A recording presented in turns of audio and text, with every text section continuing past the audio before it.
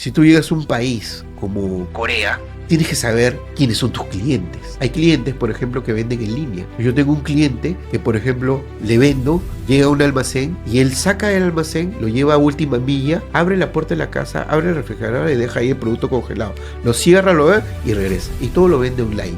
Ese cliente, lógicamente, que paga mucho más que un Walmart. La primera generación era, hay que conseguir un cliente para exportar. Claro. Ahora hay que descremar a los clientes. ¿Cuál es un cliente importante para mí? Voy a desarrollar clientes que tengan un canal electrónico, un canal Bricks and Walls o un canal tradicional. ¿Qué cliente voy a desarrollar dentro de ese país desarrollado? O los food service, o los hoteles, o los restaurantes. Entonces ya, cuando ya conoces el mundo, ya conoces tú el país, ahora dices, bueno, ¿qué cliente me interesa a mí desarrollar? Y otra es la curiosidad y observación, ¿no? Por ejemplo, ver tus podcasts es muy interesante porque uno ve y dice, uno tiene una realidad y una filosofía, pero va observando a otros emprendedores o a otros profesionales y diciendo, sí, pues quizás esto yo no hago y debería ser.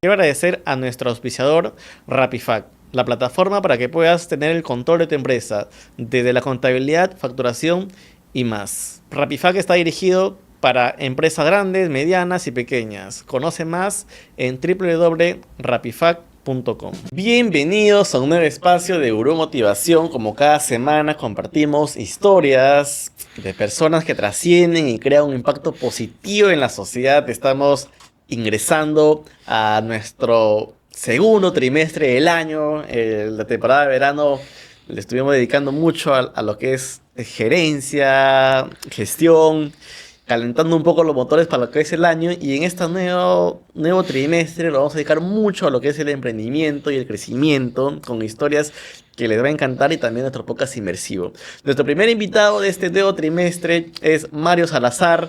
Él es empresario, docente, educador, es presidente y directorio de Agrícola y Ganadera Chavín de Huántar. ¿Cómo estás, Mario? Gracias por aceptar la invitación que estaba pendiente ya durante algún tiempo. Gracias, Jimmy, por la invitación. La verdad es que soy un admirador de tu podcast. Súper, ¿no? Gracias. Yo el año pasado asistí a un evento de empresas familiares y te vi un panel. Y lo que dije es, wow, está muy bueno, lo quiero invitar en el panel. No sé cómo contactarte, y luego entro a LinkedIn y veo un post tuyo diciendo que habías el podcast, así que fue muy bonito. Sí. Para que nuestra audiencia pueda estar en contexto, ¿nos puedes hablar un poco, en resumen, sobre lo que es actualmente Agrícola y Ganadera Chavín de Huántar? Actualmente Agrícola es una de las empresas líderes en el sector agroindustrial de exportación, sobre todo de productos congelados y deshidratados, ¿no? Entonces, nosotros hace ya 25 años venimos haciendo esto. Es una empresa familiar. Mi hermana y yo somos los accionistas de la empresa. Una característica fundamental de esta empresa es que es una empresa movida por gobierno corporativo. Nosotros ingresamos a la Bolsa de Valores hace ya 12 años y entonces tratamos de hacer las cosas de una manera distinta, ¿no? Si bien tenemos nuestros propios fondos, nuestros propios campos, también estamos muy metidos en la parte agroindustrial, y nuestra empresa es quizás una de las más grandes empresas en infraestructura de congelados del país, ¿no? Y esa conversábamos en la previa, en la apertura de los años 90, el Perú era el mundo, ¿no?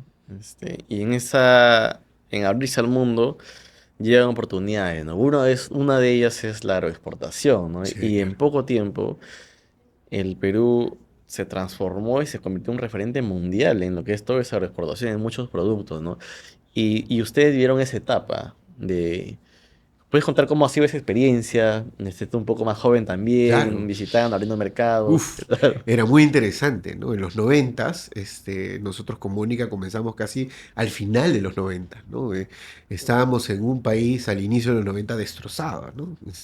Cero reservas internacionales netas, ahora tenemos 83.000 millones de Claro. reservas, ¿no? Y era un país que en los 80 tenía 66% de tasa arancelaria, ¿no? Cuando en el 90 caen a 13%. y en los 2000 recién está en 5% promedio y ahora estamos en 2,5, ¿no? Entonces, es un país con vocación hacia la exportación, ¿no? Entonces, Claro. imagínense jóvenes, Mónica y yo jóvenes, viendo cómo existe una oportunidad de vender cosas al mundo, ¿no? Y el primer producto de agroexportación peruano famoso era el espárrago, pues, ¿no? Entonces, Mónica y yo teníamos tierras, mi papá trabajaba con nosotros y teníamos las tierras y cosechábamos el espárrago y exportábamos, ¿no? Preguntas como, oye, ¿y cómo se vende estos productos de exportación? ¿No? Y mi papá No, decía, oye, Mónica, tienes que ser como un visitador médico, ¿no? Ande con tu maletita y visita a los clientes en el mundo, ¿no? claro. O, por ejemplo, cómo llegas a obtener financiamiento en los noventas en una industria nueva, ¿no? Ahora, Claro. ahora las agroexportaciones en el Perú, no tradicionales, estamos en los 12.000 millones de dólares. En ese momento era 200 millones, 300 millones, lo que factura una empresa de las más grandes ahora en el Perú, ¿no? Entonces, ¿cómo logra financiamiento en un país donde Claro. la banca no estaba acostumbrada a prestarle al agro, ¿no? Entonces, muchas veces el financiamiento venía por el lado de los clientes, ¿no? Pero los clientes venían a Perú y decían, Perú es un país que está saliendo del hueco, ¿no? Entonces, más que ver el negocio, si era prometedor o no el espárrago, era conocer personas, ¿no? Entonces, Claro. confiar en los peruanos, ¿no? Entonces, una de los principales valores que en el inicio tomamos con Mónica era, vamos a cumplir con nuestra palabra, ¿no? Porque si a un japonés, a un americano, a un europeo le dices, te voy a exportar tanta cantidad de contenedores, eso es lo que tienes que cumplir, ¿no? Claro. Entonces, no estar en esto de, no, porque me pagó un centavo más, me voy con el otro, ¿no? Este afán de pesetero, ¿no? Entonces dijimos, una estrategia, digamos, que nos va a volver sostenibles en el tiempo es crear esta cultura de valor de compromiso, ¿no? De, de- Claro. de- de La cumplir nuestra palabra. palabra, ¿no?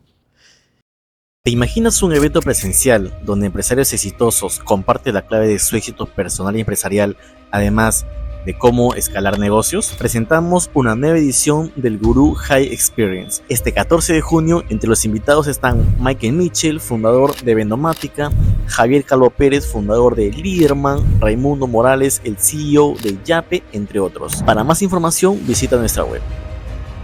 Y ustedes son segunda generación. Nosotros somos segunda generación, sí. ¿En qué momento tu padre dejó las riendas? Y si puedes contar de repente la historia de tu padre también, un poco cómo Claro, mi inició. padre en los 80, por ejemplo, tenía una fábrica de velas de apagón. Sí. ¿Te imaginas? Era como, no sé, pues el Mark Zuckerberg de los 80 de Perú, ¿no? Y de ahí fue haciendo una serie de industrias y hasta comenzó a comprar grifos en la privatización con socios, ¿no? En los 90 se privatizaron los grifos. Y mi papá compró el grifo de la ciudad de Casma y también hizo un grifo en Guayna. Entonces, nosotros hemos visto siempre el ejemplo emprendedor de él, ¿no? Esa generación que nunca, nunca deja de trabajar, ¿no? Claro. Nosotros somos una generación que dio un paso que éramos mucho más profesionales, ¿no? Mi papá se preocupó mucho en nuestra educación, ¿no? De profesionales y maestría, ¿no? Yo salí a estudiar al extranjero gracias digamos, a la Claro. ayuda de mi padre y al negocio, ¿no? Entonces, una generación distinta entre una generación súper trabajadora y emprendedora y una generación más de números, finanzas, de estrategia, ¿no? Entonces, es muy interesante ese cambio generacional y ahora viene una tercera generación, ¿no? Que es también muy interesante su comportamiento, ¿no? Yo en la charla que te escuchaba que había ciertos choques, ¿no? Entre ustedes que tenían, claro, ya esta formación, y lo otro de tu padre, de repente lo empírico, lo que ha vivido. Claro. ¿Cómo hicieron esa conexión o si nunca llegaron a tener el 100%? Porque luego ustedes tuvieron un hito también que empezaron a cotizar en la Bolsa de Valores de Lima y fueron la primera empresa, si no me equivoco, Sí, sí, sí. de familiar. Y cuéntanos un poco cómo ha sido ese proceso también. Bueno, cómo llevarse bien entre dos hermanos es importante, ¿no?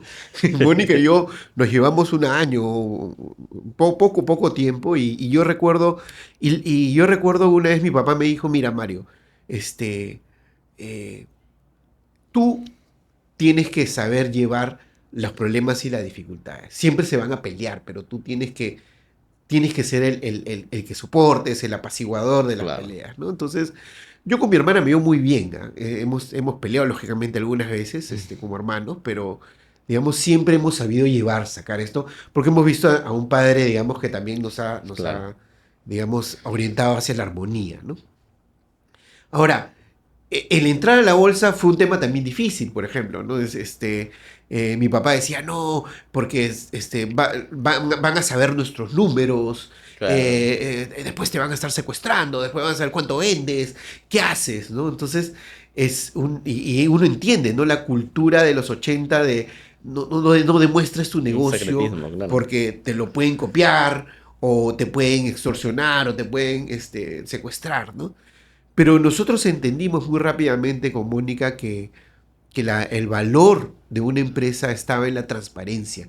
Quizás en ese momento no se entendía, pero Claro. el que Chavín haya ingresado siendo una empresa, digamos, relativamente grande o mediana grande, y poner un gobierno corporativo, directores independientes y manejar esto de manera profesional, para un mercado hacia el exterior, era un valor, ¿no? Confianza. Era la confianza, era, Claro. era seguir en la línea de la confianza, es decir, Sí. tú confías en mí como persona, pero ahora confía en mí como empresa, mira mis números, ¿no?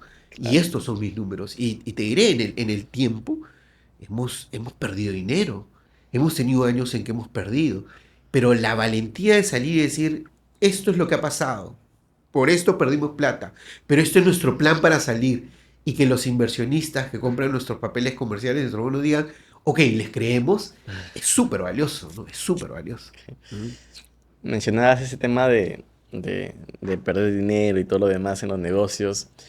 A veces, sobre todo los que estamos iniciando, somos muy, no sé si utópicos, pero soñamos con el éxito, ¿no? Y al ver empresas consolidadas como la de ustedes, a veces pensamos que siempre ha sido así, ¿no? Y resulta que no, es un proceso de construcción, caminos altos y bajos, y donde también no todo es bonito, ¿no? No, no, no, no, Y no. ahí no sé si recuerdas qué decisiones ustedes tomaron que no les funcionó y cómo haces ese tema. Mira, Jimmy, nosotros en el boom agroexportador, ya cuando estaba la uva, el espárrago, la palta, la uva, nos creíamos que cualquier cosa que ponías en la tierra Ya, salía, y de alta productividad y se podía exportar.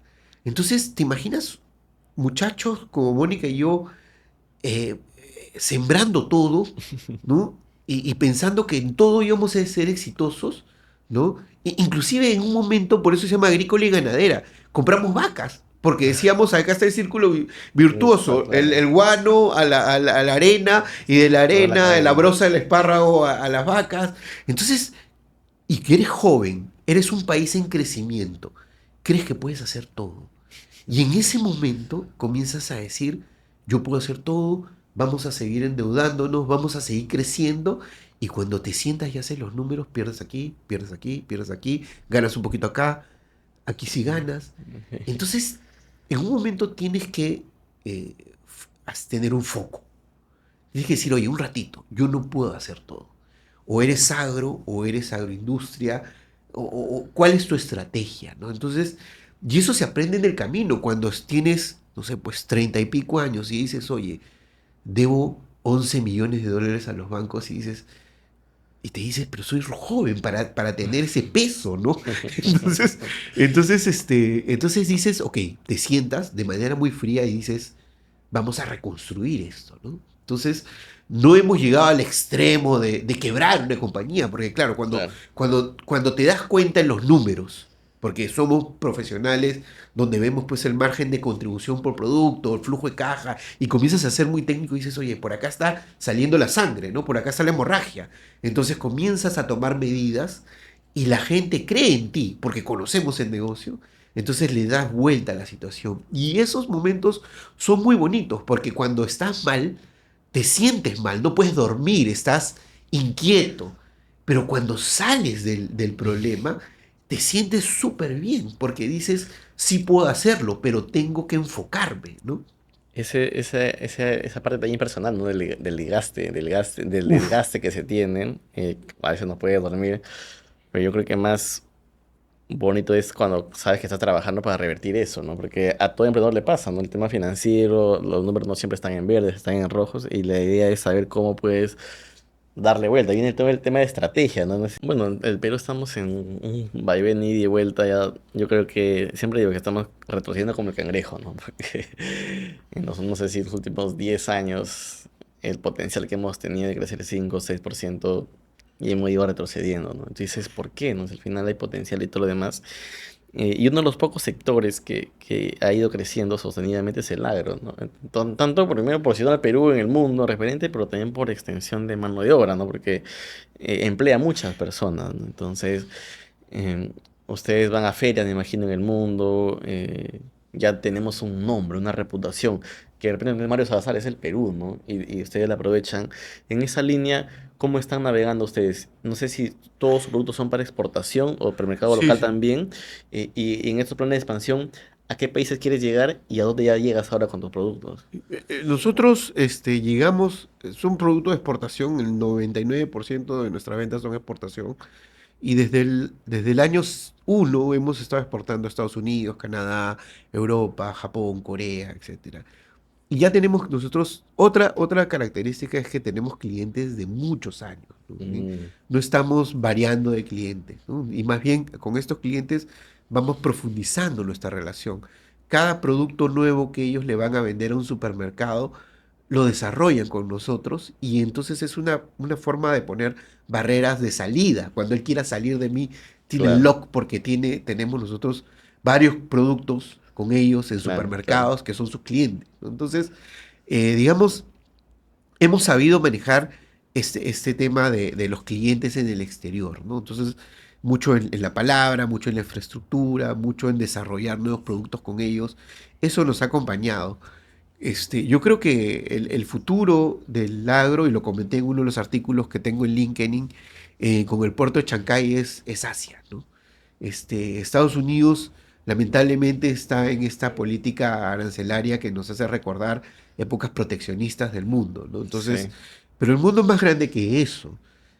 Tienes a Vietnam, tienes a, están en tienes a crecimiento. Corea, tienes a Indonesia. Japón, ¿no? Países de mucho consumo también, que parecían lejanos, pero con el puerto de Chancay van a ser más cercanos. En vez de 40 días van a ser en 22 días. Entonces, eso te permite exportar mucha fruta fresca en buenas condiciones. Y ellos sí saben comer fruta como nosotros. Los asiáticos comen muchas frutas, igual que en el Perú, ¿no? Entonces, ahí está el potencial y no lo he visto tanto así. O sea, sí sabía que, claro, este mercado europeo que es muy exigente, pero el mercado asiático es una población de más de 1.000 millones y tanto. Solo China tiene una población Sí, sí, enorme. sí, sí. Y ahí entonces, no, o sea, el potencial del Perú todavía no está 100% explotado en lo que es No, no, no, no. Recién con el puerto de Chancay vamos a poder llegar con productos frescos a China. Es más, el protocolo para productos congelados hacia China recién este año se ha firmado. El tratado de TLC con China tenemos 11 años, pero no hemos podido llegar porque mandar una fruta fresca aquí en Perú y para que llegue 40 días allá llega a Claro, Mazamorra, ¿no? sí. Entonces, digamos, ya con 20 días puede llegar Ya una fruta puedes de, estar de buena ahí. calidad. Y todavía no hemos firmado un TLC con la India. La India Sí, es el segundo también. país más grande del mundo y va a ser el primero dentro de poco, ¿no? Sí, sí, sí, Entonces, sí. por ejemplo, la interconexión eh, con Brasil para que salga por el puerto de Callao y también mandarle nosotros mercadería, también Ahí. es un hub importante, ¿no? Entonces, yo sí creo que el Perú tiene oportunidades en cuanto al mercado.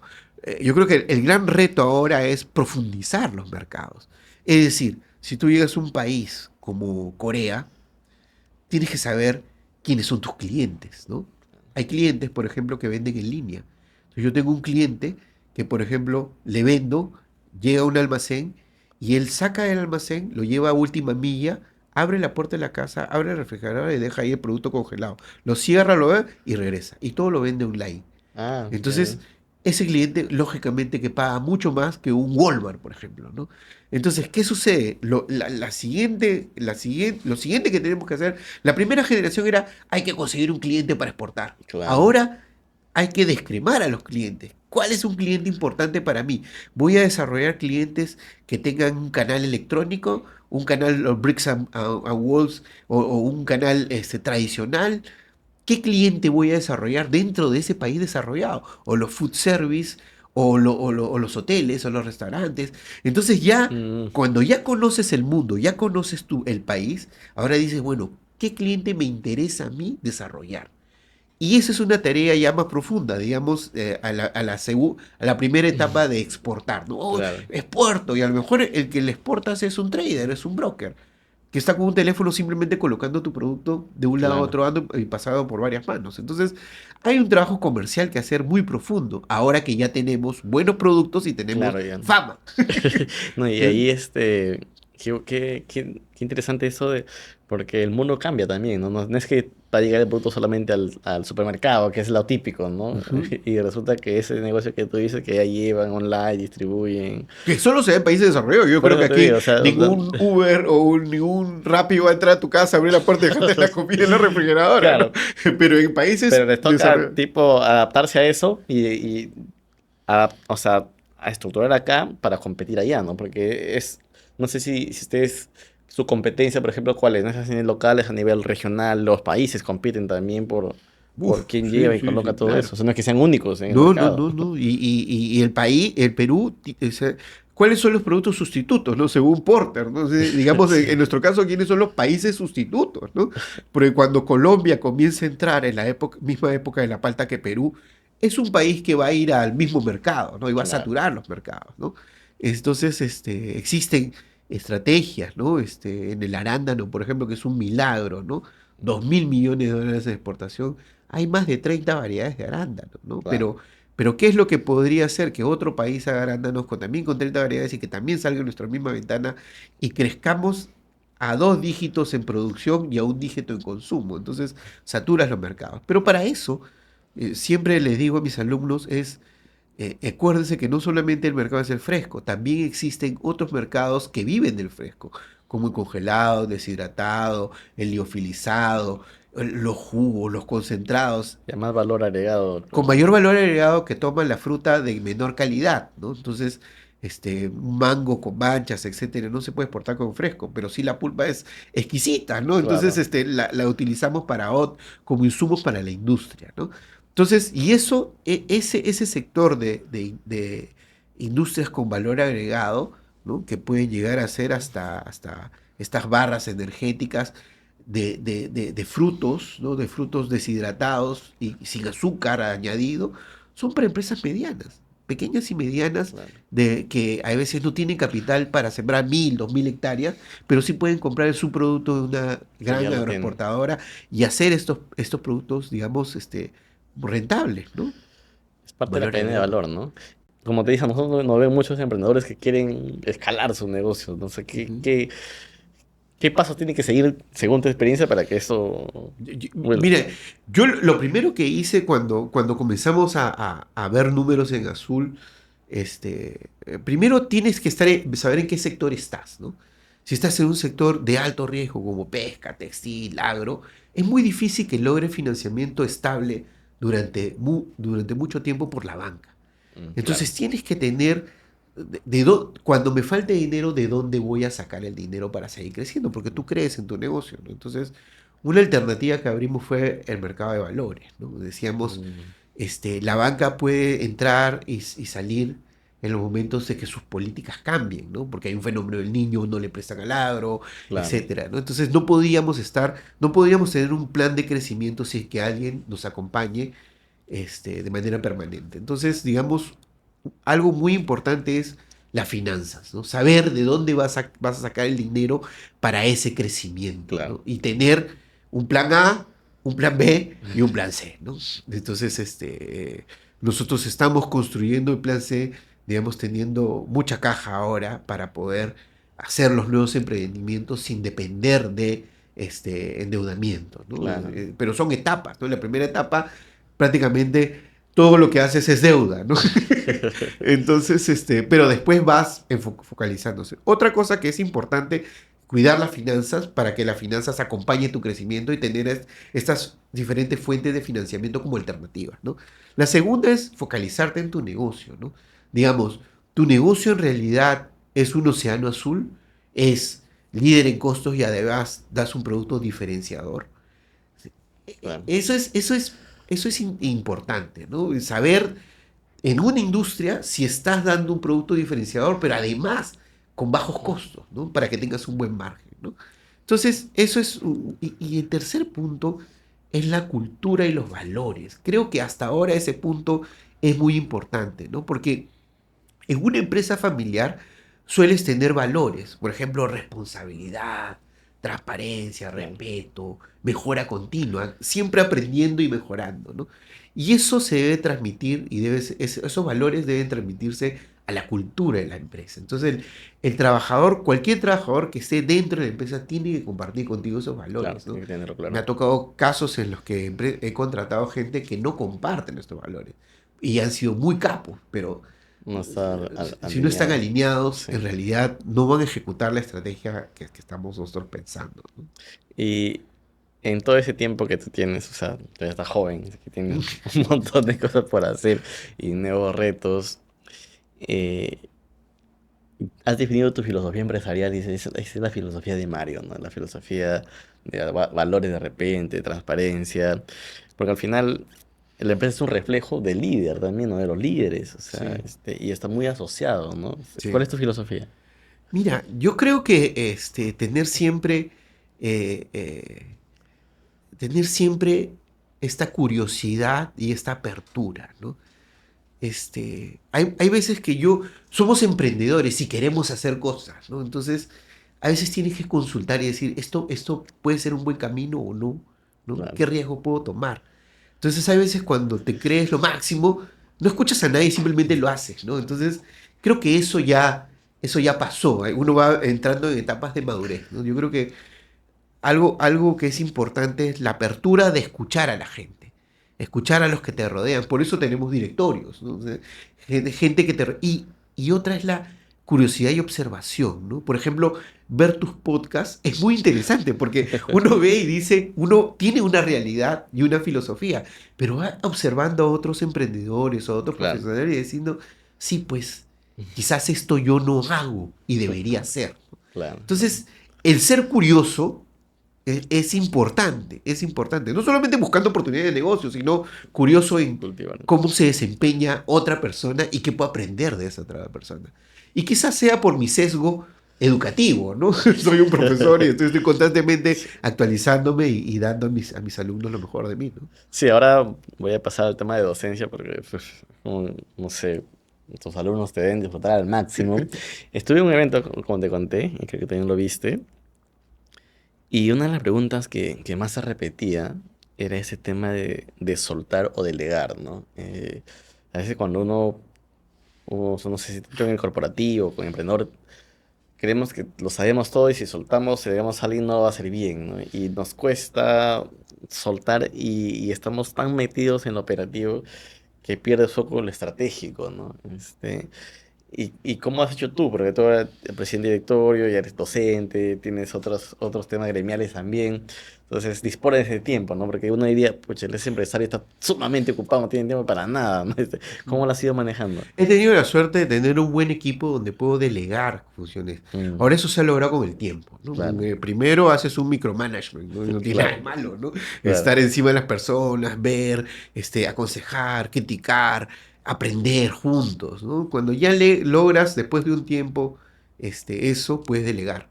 El gran problema es que puede haber rotación en el camino. Y puede estar Mm, constantemente enseñando a las personas, pero las personas se van, ¿no? Entonces dijeron, oye, claro. ¿por qué se van, no?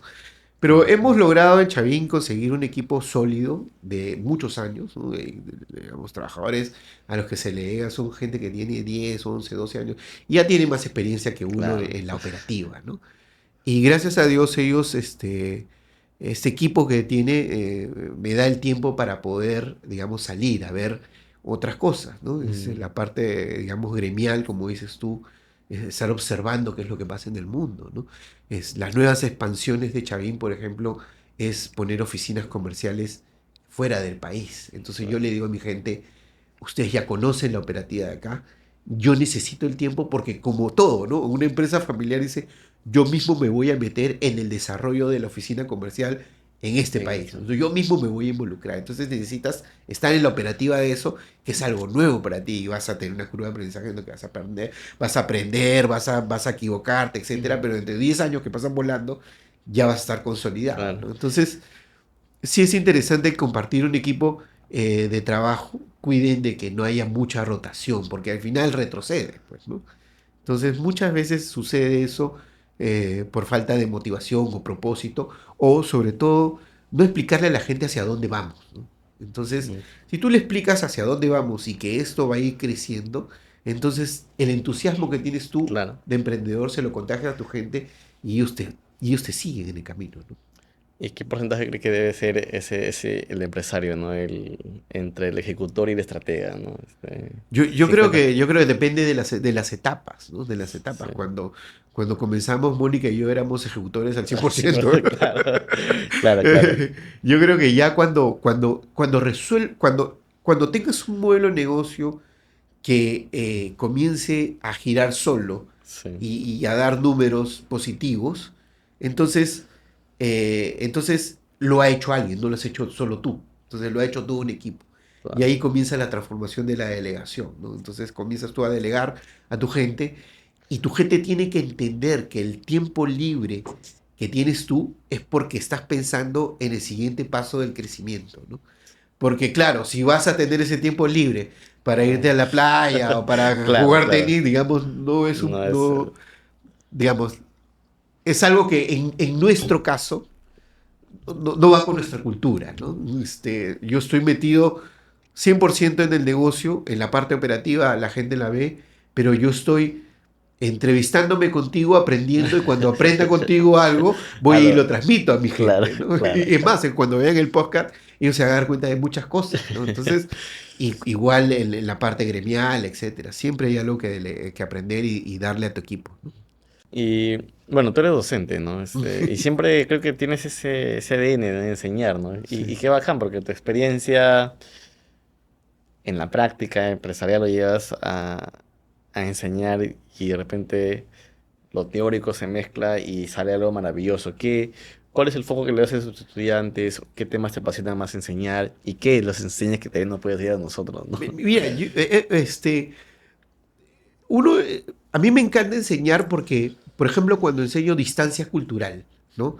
No es lo mismo venderle pues a un español, que a un japonés, que a un alemán, que Ya. a un americano. Entonces cuento mis experiencias de cómo viajo con Mónica y, por ejemplo, los chinos son muy...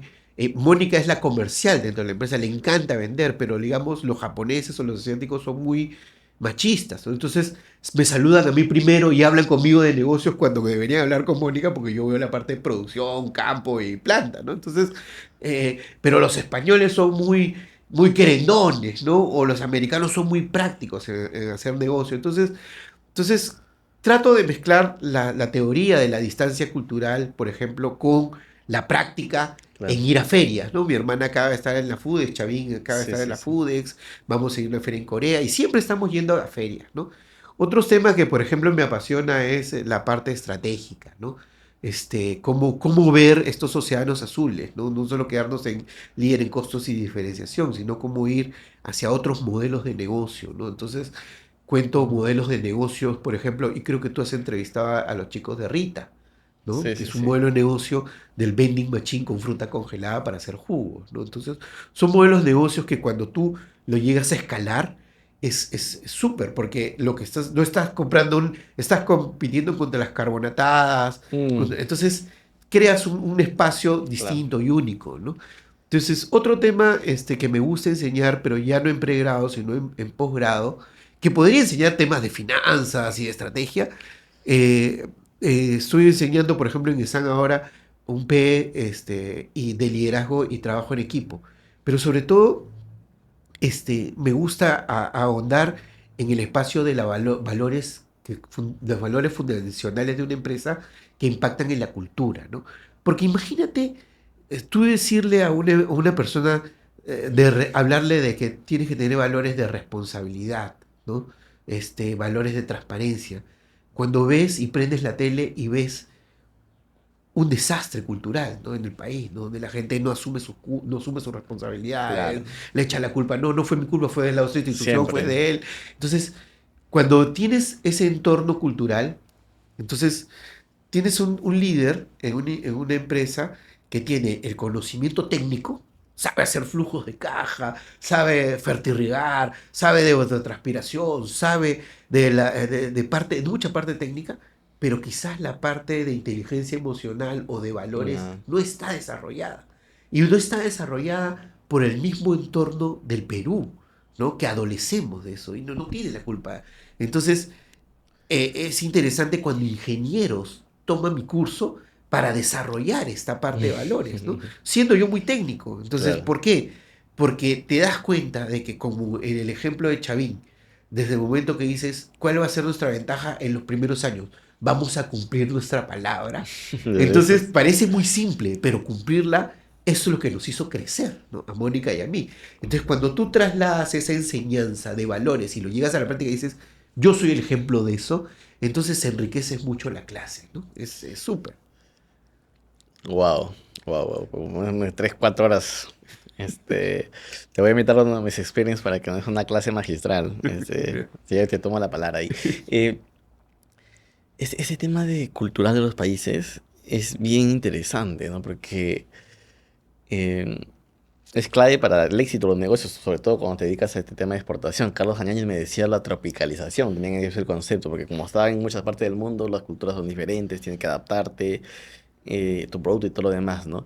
Pero ahí también viene desarrollar una capacidad de negociación, porque son distintos factores, ¿no? Y no sé qué estrategia de negociación usas tú, qué técnica de negociación usas tú, que te han servido. Yo creo que la autenticidad, el tema de confianza y los valores son claves Yo también, ¿no? observo los temas de negociación, porque la que negocia con los clientes es Mónica. Claro, Y para muchas culturas es raro que una mujer negocie. Y lo claro. que yo veo en Mónica con unas características es la transparencia y el crear el vínculo de amistad, ¿no? El vínculo de confianza. Yo veo mucho en eso, ¿no? Y cuando ven que alguien lidera esto de manera muy transparente, como Mónica, de abrir las cosas y es muy dura negociando, ¿ah? Pero tiene ese acercamiento y ve que atrás de ella hay toda una organización de gente que la apoya. Yo creo que eso es importante, ¿no? Claro. Y salir a comercializar con productos reales, ¿no? Es bien difícil, Jimmy, en el mundo engañar. Tú no puedes mandar una fresa o un mango con pesticidas, porque allá lo analizan. Y Mm, cuando lo analizan y descubren que tienen pesticidas, o tienen listeria, o tienen algún problema, incineran el contenedor. Pero más que perder ese contenedor incinerado confianza. que cuesta 50.000, $80.000, es la reputación de la empresa. Entonces, entonces te das cuenta que en el mercado nacional existen empresas líderes que venden productos y que a lo mejor no cumplen los estándares. Entonces, oye, ¿por qué esta empresa tan grande, que es tan buena, por qué no manda su producto a Europa o a Japón? Porque no podrían pasar la barrera de calidad. En cambio, las empresas agroexportadoras, todas las que estamos, tenemos unos estándares de calidad bien altos, para que sean recibidos en mercados del primer mundo, donde si te detectan pesticidas o si detectan algún virus o alguna cosa, te incineran el producto y hasta te pueden bloquear, ¿no? Wow. Entonces, los estándares alimenticios de nuestras empresas exportadoras son altos. Y eso hay que felicitar a una serie de instituciones, no solamente a los empresarios, ¿no? No, hay Hay instituciones como Senasa Senasa, sí. que digamos, han logrado Buen esto, trabajo. ¿no? Sí, A veces no. Bueno, hay cosas que el Estado sí funcionan, ¿no? Como esas instituciones técnicas que hacen un buen trabajo. Uf, He el conocido de trabajo técnico cerca. de Senasa o la Sí. apertura comercial. Claro. Jimmy, en los noventas, yo salía de la universidad y claro, vengo de una familia emprendedora y siempre mi vocación fue emprender. Claro. Pero mi compañero de carpeta, era Edgar Vázquez, que ha sido viceministro y ministro de Ministro. Comercio Exterior, Crack. y él negoció los TLCs. Dije, saliendo de la universidad, ¿quién nos enseñó a negociar tratados de libre comercio en los 90? Nadie. Aprendimos. Como yo aprendí a cultivar espárrago, uva, mango, él aprendió en el lado estatal a negociar los tratados de libre comercio que Claro. ahora nos benefician a todos. Entonces, era una generación que aprendió en el camino, ¿no? A diferencia de esta nueva Que ya lo generación tiene. que ya lo tiene hecho, ¿no? Y a veces es como que yo siempre digo a los empresarios, ¿no? Hemos dado muchas cosas por hecho y como que eso, ¿no? El tema de la apertura comercial, en que el Perú ya está posicionado, ya no es un paria, como decían, y todo lo demás. Y no cuidamos esos principios fundacionales o principios que nos han hecho crecer, ¿no? Entonces, ¿cómo lo potencias, no? Porque luego viene otra narrativa contraria y dice, no, hay que cambiar todo el modelo porque todo está mal, ¿no? Yo lo que creo que en el Perú nos falta mucho, primero, esos valores y luego esa capacidad de asumir responsabilidades y articularnos. O sea, nos falta mucha articulación y lo vemos ahorita en el sector público, sobre todo cuando aumenta la inseguridad empiezas a buscar culpables, ¿no? Entonces dices, no, la fiscalía es, la policía, el gobierno, el Congreso, ¿no? Y le preguntas al Congreso y dice la fiscalía el Congreso, o le preguntas a la presidenta, el No Congreso. asume responsabilidades. Y entonces yo agarro y digo, ya, a ver, de estos cuatro, hay responsables acá, porque no hay más. Entonces, el ciudadano de a pie dudo mucho que sea responsable. Entonces, también depende de una ciudadanía y todo lo demás. Pero ¿qué pasa si articulamos todo eso, ¿no? Que de repente no sé si es algo tan complejo, pero nos cuesta eso, ¿no? Tú como empresario, ¿cómo ves al país? ¿Cómo es que ese potencial que tenemos se está desperdiciando y estamos dejando que la maldad, que no son, o sea, de los billones de peruanos yo creo que unos cuantos porcentajes son los malvados, nos tengan atemorizados, aterrorizados, y eso merma la capacidad de emprender, la libertad, y es más profundo de lo que a veces se ve en la televisión, ¿no? El daño que nos están haciendo. Yo lo voy a llevar de un ejemplo de mi modelo de negocio. Por ejemplo, nosotros con Mónica decidimos que nuestro modelo de negocio no iba a ser nosotros tenemos casi 500 hectáreas de tierra, pero nuestro modelo de negocio dijimos, oye, nosotros no vamos a sembrar 1000, 2000, 3000 hectáreas porque no somos buenos en la agricultura. Entonces vamos a armar cadenas productivas. Y armar cadenas productivas con pequeños agricultores de 1 hectárea, 2 hectáreas, 3 hectáreas. Si tú haces ESG, Environmental, Social and Governance, Claro. environmental con paneles solares cumples. Pero con social, el cambiar el mindset del pequeño agricultor es bien complicado. Entonces, muchos de los productos que nosotros exportamos viene de cadenas productivas. Entonces, yo mismo me involucro en estar con el pequeño y mediano agricultor en la sierra, en la costa, en las Claro. zonas más alejadas. Lo que puedes notar ahí es que son gente bien intencionada. O sea, no son gente que está trabajando con malicia. Y esa es la base de la pirámide, digamos, de nuestro sector social. Claro. Entonces, si tú ves a la gente en el campo que tiene buenas intenciones, que mira sabe que su producto va a viajar al extranjero y todo, y lo cuida, y te hace caso, y comienzas a trabajar en conjunto, sí dices, oye, esto sí se puede lograr como país. O sea, es lo que tú dices, o sea, cómo concadenamos y nos hacemos responsables y miramos hacia un horizonte. Entonces, pienso que lo que estamos viviendo en estas épocas es lo que tú dices, es una cultura de la desconfianza total, ¿no? Entonces, creo que debemos tener algunos mínimos de consenso, ¿no? Por ejemplo, un mínimo de consenso es vivir en un país seguro. Es Es un mínimo de consenso que no debería importar ni a intereses políticos ni a intereses mezquinos de pequeños grupos de poder. Segundo, apertura comercial. Todo joven, niño que nazca, sabe que su mercado no es el Perú, es el mundo. Entonces, Sí. seguridad, apertura comercial, democracia. No todo el mundo tiene que pensar desde el menos instruido hasta el más instruido que este país va a salir adelante, siempre y cuando se haga el ejercicio democrático real, ¿no? Donde la gente opine, hable, ¿no? Entonces, creo que estos mínimos deberían difundirse. Y difundirse, ahora lo hacemos desde podcast, pero difundirse desde las escuelas, Sí. desde abajo, ¿no? Entonces, para que nadie dude de que vivir en un país seguro es un privilegio, no es un privilegio, es tu Es derecho, su derecho.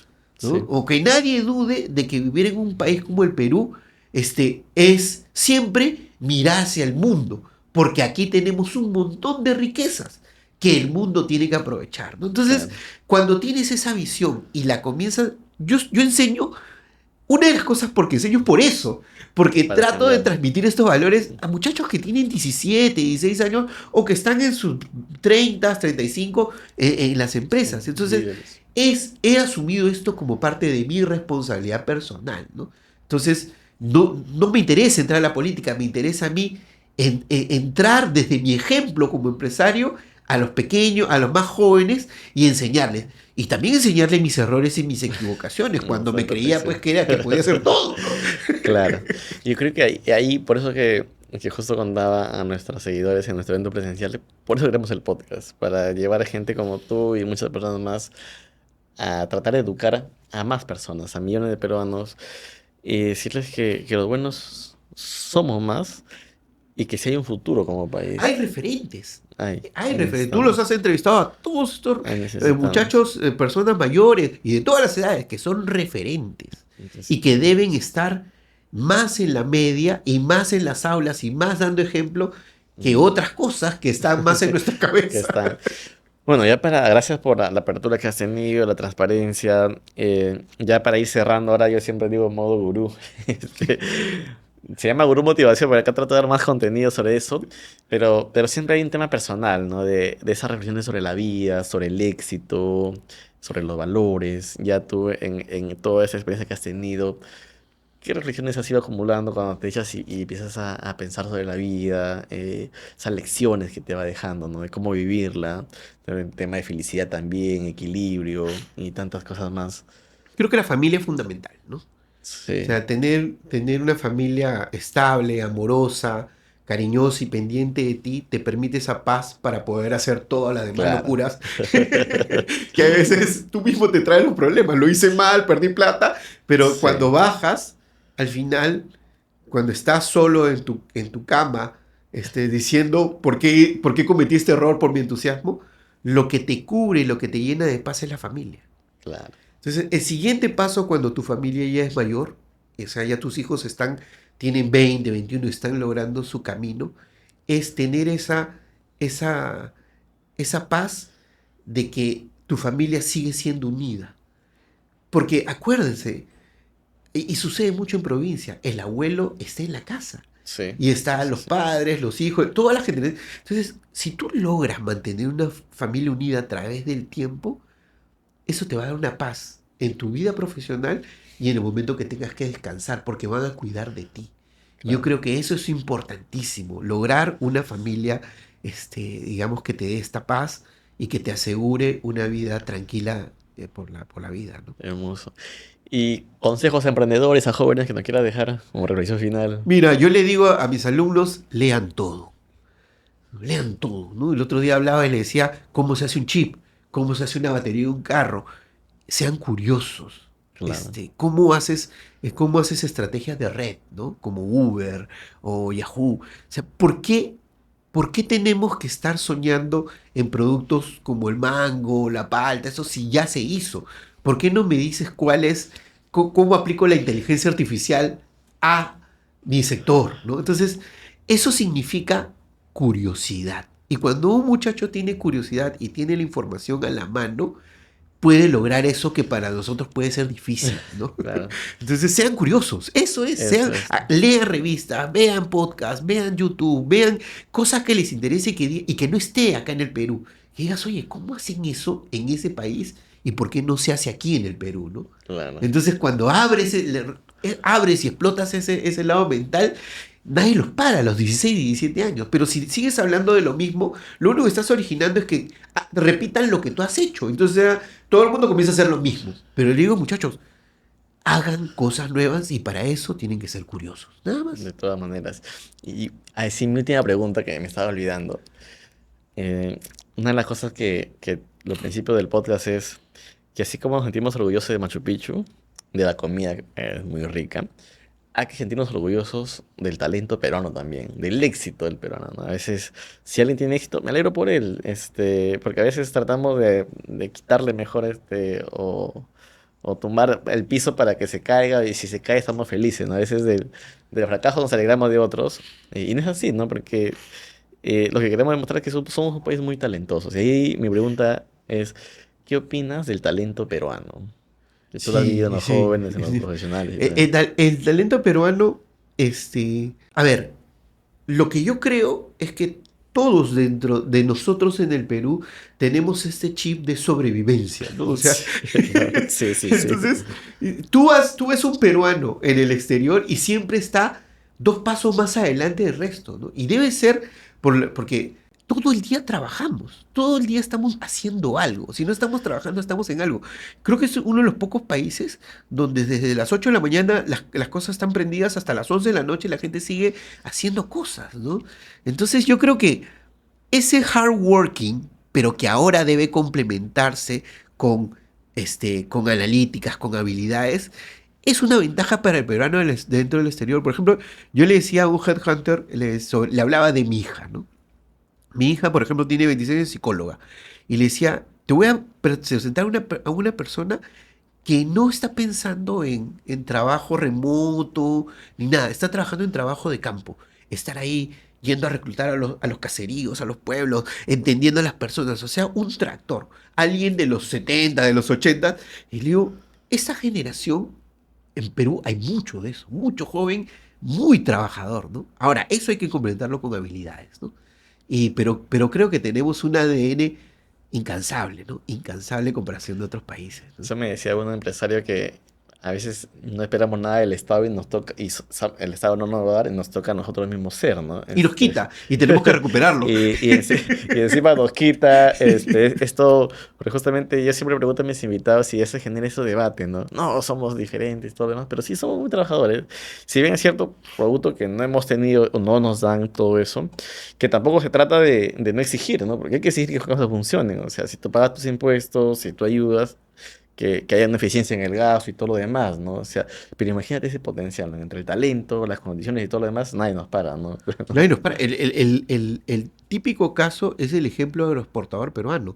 Pasar en menos de 30 años a 12.000 millones de Uf, dólares en producto de caso agroexportación. de éxito. Es un súper caso de éxito. Y eso no es dinero, o sea, no son condiciones climáticas, dinero, es talento de gente. Y casi siempre cuando yo estoy en una clase y siempre le digo a mis alumnos, ¿quiénes vienen de provincia? El 80% de ellos. ¿Y quién está ligado al campo? Y la mayoría levanta, mi abuelo tiene una chacra, mi abuelo, Claro. mi tío, siempre tenemos algo ligado al campo, ¿no? Sí. Entonces, ¿quién ve ahora con estos ojos más profesionales el campo?